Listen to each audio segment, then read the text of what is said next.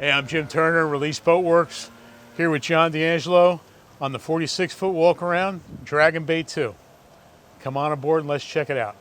So one of the things you hear is the, now it slows down, but the soundtrack of South Florida is a leaf blower or a lawnmower.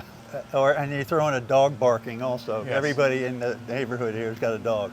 So one of the things I love about this boat, I've always loved about this boat, we have a giant cockpit. Oh, I definitely. mean, comparable to anything 20 feet bigger than this boat. Well, maybe not 20, but pretty. It's that huge. 57 Bertram doesn't have a cockpit this big. Yeah. You know, it's a great cockpit.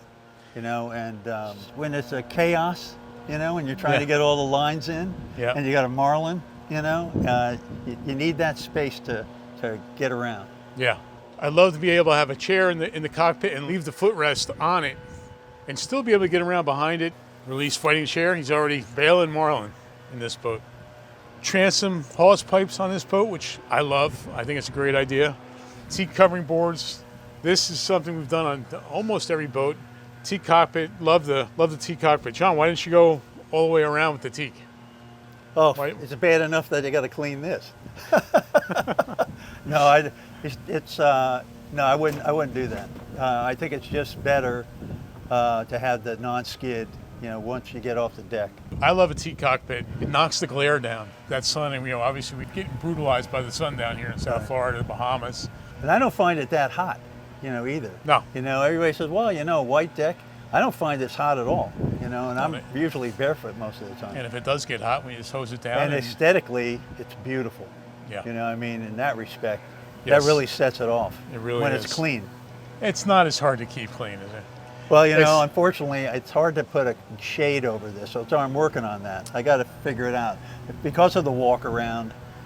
You know, it's hard to do, and then the rod holders. But I got a guy working on it, trying to figure out how we could do that. You know, getting the sun off of it when it's at the dock will help. Will mitigate the having to clean it so often. Yeah. You know. Yeah, the sun is more brutal on it than dirt. Oh, absolutely, absolutely. Now you got a Seakeeper in here too, right? Oh yeah, yeah. So we got a Seakeeper 6 in here. Big fish boxes. Do we have a refrigerated fish box? No plates in this. No, right? No. I got ice maker dumps into this fish box. There we go. You know, so that's good enough for me. If you wanted to refrigerate fish, you could dump it into that refrigerator right there, the one with the 2 hatches, and that's pretty big. That's almost as big as a fish box. So you could do that. Well, and here being in South Florida, I mean, this is a day boat. Yeah. Oh yeah. That's what I say. People say, "You kidding me?" No, it's a day boat. Yeah. You know, You're not that you going can't out, stay coming on back it. in the same day. Yeah. Oh, you were just talking about how you stayed. Yeah, we brought it down from Jersey, stayed on it every night. You know, it was very comfortable. You know, if you had 2 couples, I don't think I would want to do that. You know, but 4 guys easily. Well, you put a lot of people on this boat. Now, what's you got a bunch of grandkids. Yeah. And that's one of the primary reasons I got this boat. Yeah. You know, because I needed a bigger platform. You know, with 7 grandsons. You know, I had that boat, my Jupiter. It just wasn't big enough for that. You know. So yeah, this is like a center console that has diesel engines in it. You know. And a couple more feet of beam. Yeah, a couple more, no doubt. It's a perfect scenario for what I wanted. And I looked around. First of all, you can't find any used ones. As soon as that one hits the market, somebody takes it to Guatemala or to Cabo or someplace on a mothership. I finally gave up and said, I'll start from scratch, build one. Obviously, it's a great tournament fishing boat, but it's a great family boat too. Oh yeah, absolutely. So that's basically your cockpit. Let's go check out the forward part of the cockpit, which is the mezzanine. So one of the things we designed this mezzanine to do, obviously there's a little shallow box down here, so we throw dock lines, you can float your kites, your deep drop weights. I got a second anchor in there. Second anchor, there you go. In the Bahamas, we always have an anchor going off the stern besides the bow. And in this particular boat, we did a refrigerated box over here. Prep station up here. Place to get, now I know where I'm going to get my teasers to bring to Guatemala. two tackle centers here. Very deep refrigerator, freezer up here. Any of these can be freezers or refrigerators. And down here we did one One large box all the way across. When you're going into the island for a couple of weeks, you need to bring a bunch of bait with you, and that deep one's perfect for that. And I put all the bait in milk containers, plastic milk containers, and so one on top of the other fits in there perfectly. You don't have one of these used to bring all the steaks in? No, no steaks. No. Somebody said, well, do you cook on board? I go, I didn't come out here to cook. Okay, I came out here to fish and to drink, and then at night I'm going to a restaurant. So before we go inside and check out the Helm, let's see where the boat gets its name from, a walk around, and take a walk around. So one of the things we have up here in the bow, I think we have really a load of floor space. You could have 4 people up here. Oh, easily. I mean, you can have one guy fighting a fish, another guy trying to leader him, and another guy standing behind him casting a bait to one that's trailing the one that you got hooked up. Obviously, you see we have 3 rod holders on both sides. If you're going to kite fish, you want to do it drifting instead of power trolling. You can have a kite out the bow, kite out the stern. So you got a fresh water that you can hose down the bow and the windshield or whatever, at fresh water, and then you've got your anchor locker. Okay, with your windlass, which it's very accessible, to say the least. Great spot to stick fenders up there too for when you're traveling. So now let's go check out the Helm and see what that looks like. Notice, as I always like to say, we can. It's truly a walk around. We're not having to. I'm walking with my hips square, and I got, wide hips, wide load. I don't have that sign, but it is what it is. Let's go check out the bridge. So tell us about your bridge. How did you come upon this layout? Well, we ended up going with Furuno. One of the reasons was the 3D depth finder. Yeah. And plus, they've got such a great reputation, especially in radar. They're like one of the best radars you can have. And then, of course, you've got the engine. There's more information on these engine displays than you probably ever need. It tells you everything. Fuel pressure, temperature, everything.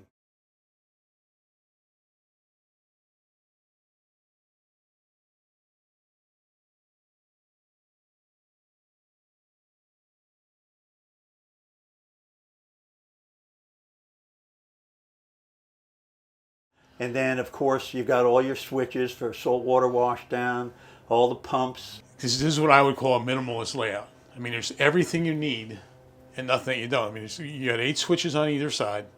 That's enough so you know where those switches are without having to stop and read them. I've had guys want to put 24 switches up here.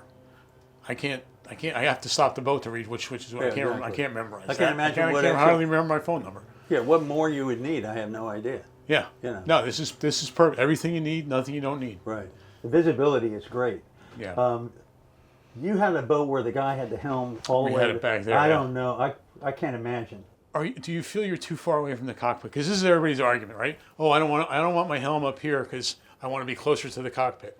And I look and I say, well, how much closer? It's one step and you're out in the cockpit. Yeah. No, I feel this is also the best layout to maximize your seating too, because we could do this area back here. We did it as a counter high bench here with your water maker underneath, but that could also just be a low bench seat if you wanted it to be. That's however you want to do it. I mean, my grandkids were sitting on things all the time. It's not out of the. I mean, it's higher than a bench seat, but so what? But as far as visibility is concerned, it can't get any better. And when you're running, this boat doesn't jump. It doesn't sit there and plow at all. Yeah. It comes, once you get on a plane and it drops down, it's perfect. Yeah. Like you say, you don't even need trim tabs. Yeah. No, I don't think you do. Nice to have, but especially if you have 7 kids running around, it's nice to.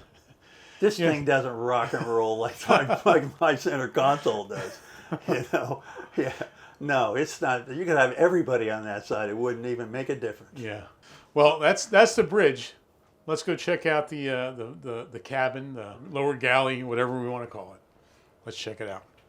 To me, this is my favorite layout, just the way we did this one. You see, this becomes an over-under bunk. The back flips up. It's an adult size over-under bunks. You were saying that's the way you usually leave it. We just did it this way to show you where we start from. And then you've got a wet shower in here. okay, which is plenty big. It's got a lot of storage for towels and whatever else you want to put in there, toiletries, and then there's you got more breakers in this, and plenty of storage. I got my coffee maker in there, plenty of cups And I think if we did do a sonar on this boat, that's where the control box would go into that in here. into that hangar. Yeah, control box is about the size of a carry-on suitcase. Oh, really? It's big. Yeah. And then you've got a refrigerator, freezer, or it could be two. I have it set up to be 2 refrigerators. You want a beer? Micro convection oven, which is great, but like I say, I'm not cooking. And then you've got storage for just whatever else you want here, like cups. I got my Keurig and the wine glasses with the name on it. Hello. And it's just well thought out. Like even this, putting a cover on there so you can have a complete countertop. It makes sense, but it's comfortable. As far as sleeping on it, even if it's a dock, they want to sleep on it. They come down there. That's why I kept the pillows down here, because they come down there and they sleep. They sleep down here. Yeah, your wife was saying this is where they have their sick days. Their sick right. Days when they skip school, they come down here and say, I could stay on here, Grandpa, and sleep on the boat because I'm not feeling really well. Yeah. Next thing you know, he's making a cocktail or something. I don't know. When he gets older, I'm sure that'll be here. When I was building this boat, I said this is going to be the last boat I own. Okay, so I'm going to trick it out with everything I could possibly think of within reason. The only thing I didn't do was the Omni sonar. Yeah. And because I didn't think there was enough room for it anyway. But we caught a lot of fish before that. Yeah. So I'm sure if you're tournament fishing, it's a big tool. Yeah. Okay, and you have to have the right guy to do it too. Yes. If you don't have the right guy that knows how to use it, then you're beating a dead horse. Yeah, and I think if you're only going to use it once in a while, it's they'll learn. You don't learn it and then remember it forever. Right. You got to stay with it. Yeah, no, and I know guys that have it and they're still not catching a lot of fish. Yeah. Not everybody that has one wins the tournament. No. So like I say, this was the perfect boat for me. And I looked around. I never realized that this was even an option. Like 10 years ago, and then when I did see one, I said, "Shit, this is what I want." Yeah. Now I saw a lot of smaller ones, like 37s, like L&H. Yep. And they were great, but I needed something a little bigger. Yeah. Just another 10 feet is Yep. perfect. It gives you a lot more boat just with that 10 feet more, a lot more beam, a lot more room, and it also rides a lot. There's better. almost nothing you can't do in this boat. There's things you don't want to do in this boat. Right. If it's those 6 to 8 or 8 to 10 footers and Right. you got a 200-mile run, that's not what you could do it. Yeah. But No, you can do it, but you're not going to be happy. So one of the things I'm looking around here and I see beautiful hardtop. A lot of guys have speakers in them or whatever, but I also noticed that there's no teaser reels. Do you have teaser reels? Yeah, that's another thing I didn't want either. I didn't want a tuna tower. I'm just too old to climb 30 feet in the air. Plus, I've seen so many boats with tuna towers that nobody ever goes up there. Yeah. So the no gap tower made a lot more sense. It's like having a fly bridge, basically, and not a tower. Now that you've heard all about it, let's check it out. So we've talked about the tower a little bit. This is a Bosch tower. This is what he calls a Marlin tower. I guess actually he calls it a low profile tower. But you can see what we were talking about. You got an L-shaped seat up there, a big buggy top, and you can see the teaser reels are in it up there. If you're trolling, that's where you want to be. If you're trolling by yourself, you're going to be down here. I got a multifunction display up there. You said one or two up there? Just one, a 12-inch. Okay. I wanted to get a bigger one. We just couldn't find a home for it. And full controls. One thing I would want up there maybe would be a bow thruster. Okay. But even then, normally I'm going to come down here to dock the boat anyway. So, I haven't missed it. Let's put it that way. At first I thought I would need it, but then I realized I really don't. Well, so obviously, like the sailfish guys love a tower, but you're spending a lot of time in the Bahamas. It's nice to have to read the water, because you can't rely on the charts. Yeah. In the Bahamas, you got to be able to see Yeah, the depth changes. that's a big dip. When you're up there, you can read the water. When you're down here, not so much. Yeah. So that's it from Lighthouse Point, Florida. John? Thanks for having us Not aboard. a problem. Thanks for the beautiful weather. I enjoy the publicity. John's boat's all over our Instagram page. It's the most viewed boat of all of our boats out there. Check it out. Check out our other slip checks on our YouTube channel. Check out our dock walks, shop walks. I like your dock walk. Everybody says that. Yeah, I like that dock walk. I thought it was a fun thing to do. I didn't think anybody would Until you got appreciate it. chased off the last time. Yeah. Yeah. Now we look for marinas that don't say private in the description. You know. Anyway, I'm Jim Turner, Release Boatworks. Thanks for checking us out. Check out our YouTube page, and we'll see you soon.